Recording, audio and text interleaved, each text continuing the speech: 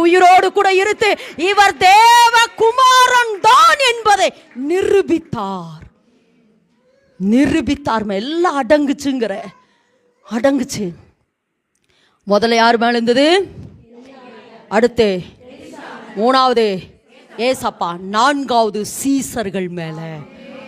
ஏசப்பா மேல இருந்த அந்த போர்வை அப்போஸ்தலர் 2ஆம் அதிகாரத்தில் வாசிக்கிற பொழுது அவர்கள் எல்லாரும் ஒருமனப்பட்டு ஓரிடத்தில் வந்த பொழுது அவங்க மேல ஒரு அக்கினியின் மழை பெய்தது, வல்லமையின் மழை பெய்தது.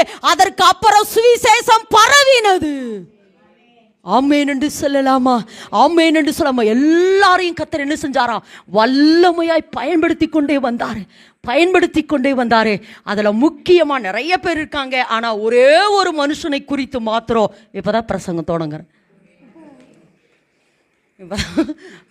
தொடங்குறேன். ஒரே ஒரு மனுஷன் மேல விழுந்த அந்த போர்வியை